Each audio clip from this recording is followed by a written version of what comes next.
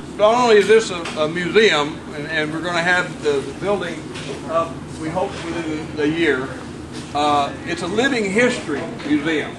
Now, what that means is that this stuff just doesn't sit there. It really runs.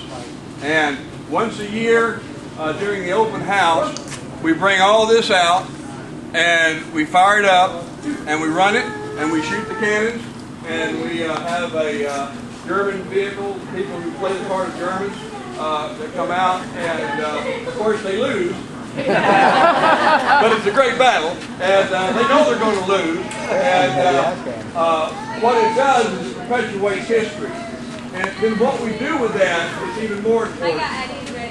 A lot of people know about World War II because you grew up with it, but we have a generation today that they're not sure about World War II, and they're certainly not sure of what's going on today.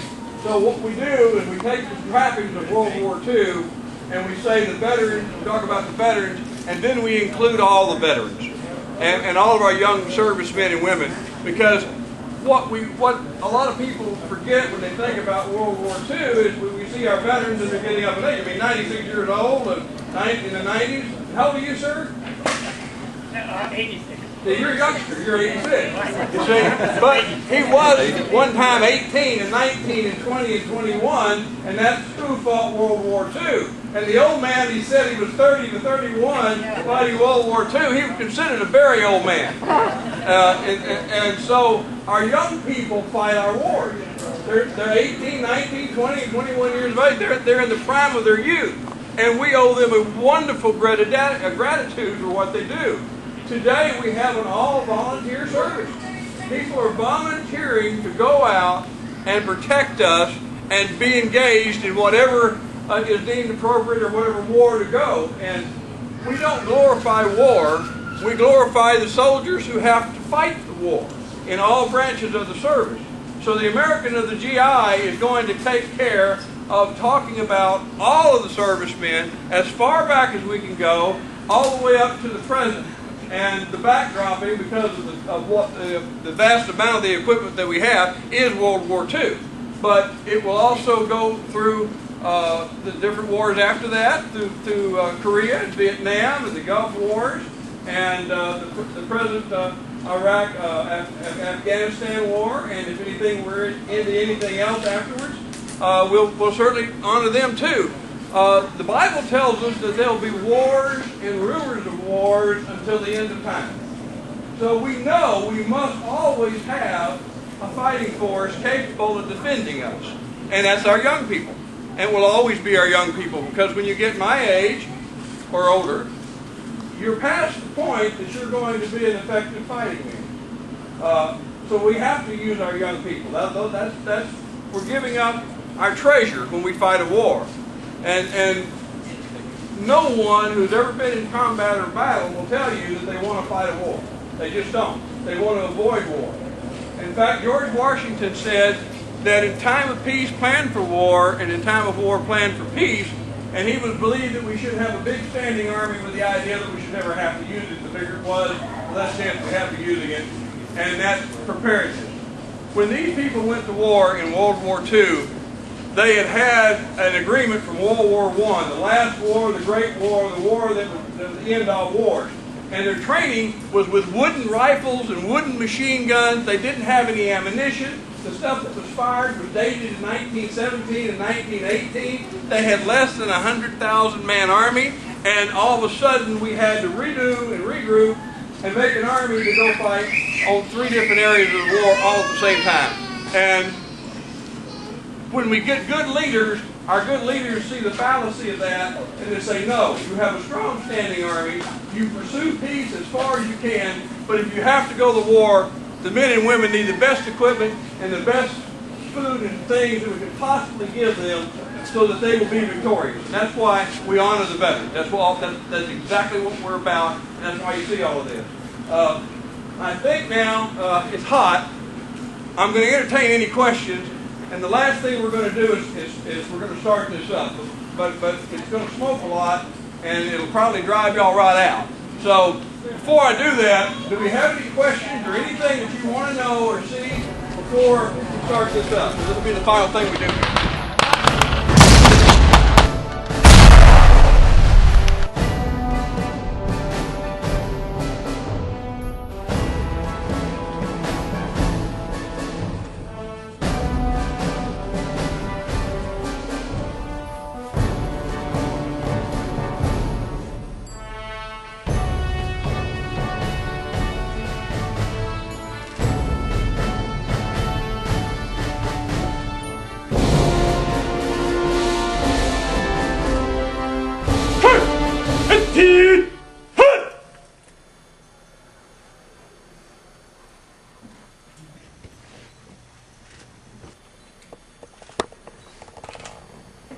I want you to remember that no bastard ever won a war by dying for his country.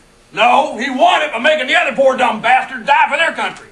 Man, all this stuff you've heard about America not wanting to fight, wanting to stay out of the war is a lot of horse dump. Americans traditionally love to fight.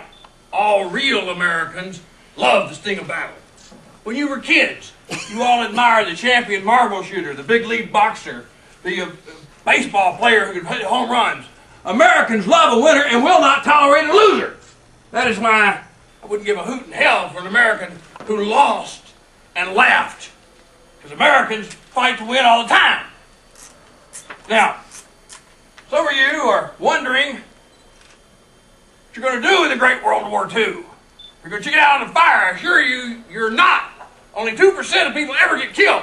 You're going to do your duty. You're going to wait to the Germans. You're going to spill their blood, shoot them in the belly. When you put your hand to a bunch of goo that a moment before was your best friend's face, you'll know what to do. Now, the Army is a team. It eats, sleeps, and fights as a team. Those billions bastards who wrote that stuff about the Saturday Evening Post about individuality don't know anything more about real war than they do about fornicating. Now, not everybody is a storybook hero. It takes real men to be in the Army. It doesn't take just men who fight up in front. When I was in Gallia, in South Africa and later in Sicily, we had some of the best men that you could ever want to fight, and they weren't on front lines. There was a man I remember who was up on a telephone pole. He was stringing wire. The wire had to be strung. We had to have the communications. And there were shells bursting all over the place. And the man was up there doing his duty. I remember I drove up to him and I said, don't those shells bother you? And he said, no, but you do. That was a man doing his job. He didn't give a dip. You know, and I want you to know, my men, there was a young lieutenant in North Africa, and the Germans got the jump on him, and there he was, and they had a Luger, and he was shot once in the chest, and he said they wanted him to surrender. What did he do? He took his helmet out, beat the shit out of one of them, pulled the Luger from that guy, and shot the other two. Now that's a brave man. Now some of you are over here in England, and you're wondering or not how it's going to be over there. The Nazis are not supermen. Wade into them, spill their blood, shoot them in the belly. Now, you know, I pity those poor bastards we're going to go against. You know I do. We're not even going to just shoot them. We're going to cut out their living guts and use them to grease the treads of our tank. We're going to go through them like crap through a goose. Now, some of you are wondering also if you've got what it takes. Bravery to a man sometimes comes in the first few minutes. Sometimes it takes a day. But it comes. You will do your duty. I don't want those Germans to know we're there until they put their head up and they go, it's that son of a bitch in Patton in 3rd Army. Now, none of you are to let them know that we're here. I'm not here. I'm in the Communicado. But when the time comes, we're going to launch 3rd Army, and it'll be the finest fighting forces you've ever seen. Now, I want you to take the time about it. I want you to hurry up, kill the hell out of them Germans, because from there we're going over the Pacific. I don't want them Marines to get all the credit for killing the damn purple and Japanese. We're going to get over there and get a bunch of them as well. 30 years from now, when you have your grandson on your knee, and he asks you, well, what did you do in the Great World War II? Well, you won't have to say, well, I shoveled shit in Louisiana. No, you'll say, by God, I rode with Patton in 3rd Army. And we had quite a history about it. Now, I have here today the 818th Tank Destroyer Unit. They were the finest troops in the European theater. They rode around in turretless, topless tanks. They were called tank destroyers. There was no tops in them. They were out there in the cold. And they had to fight the Germans as they saw them, where they saw them, sometimes 50 miles ahead of the line. And it was cold. And they fought, and they did their duty. Not all of them came back. It is their fighting spirit. It is their legacy. It is their history that we're here to communicate today and to commemorate and to honor. There's not many of them left. But we call that generation the Great Generation because they picked up and stopped whatever they were doing. Many of them enlisted as soon as they could, and they fought the entire war. There's a veteran here who's 96 years old. Which one are you? Where are you? There you are. 96 years old. He's still going strong. I want you to understand something, that when you see a veteran, you tell them thank you. I don't care if they're 18 or 96. They are the reason that we are free. They are the reason that this library can now exist. They are the reason that we all are here and can still breathe. I don't give a damn what your politics are. I don't care what war comes back, because there are going to be wars and rumors of war until the end of time. But I do care that you honor our soldiers and our veterans. And you don't let a single one of them that you know about need of anything. We have young men coming back from Afghanistan and from Iraq and from parts unknown that need you. Tell them how much you appreciate it. All right, you sons of bitches. You know how I feel. I'll be proud to lead you wonderful bastards into battle anytime, anywhere. That is all.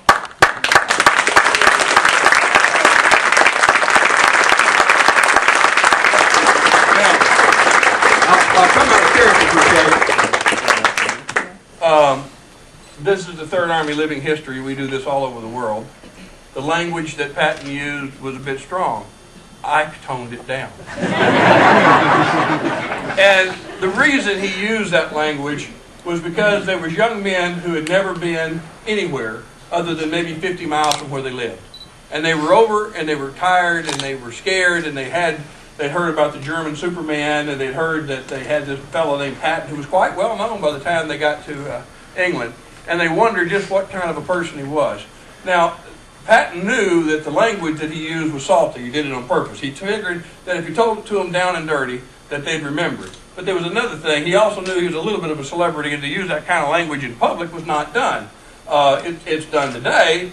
Probably shouldn't be done. But, you know, when the vice president can say words like that, we've really gotten down to where we shouldn't be. But back then, you never used those kinds of words in public. You used it in private. But the soldiers heard that he was going to use those words. And some of you young people don't know what a stenographer is. But he could write shorthand really quick.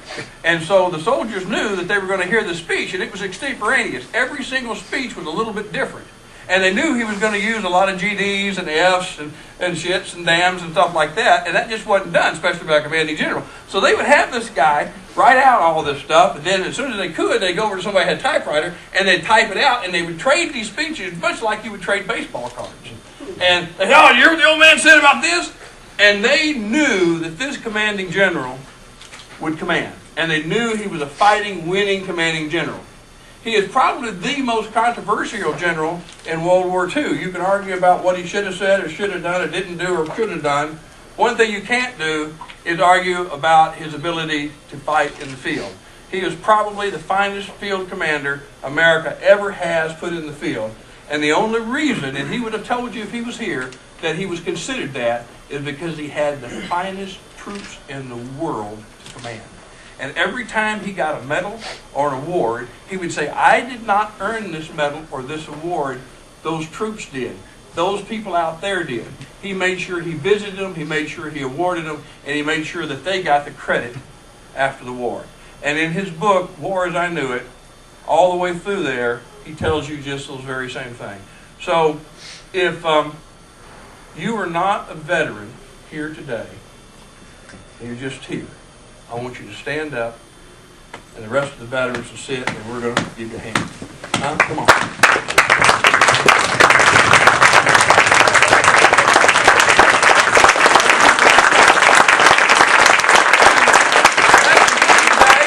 If my language hasn't offended you, tough.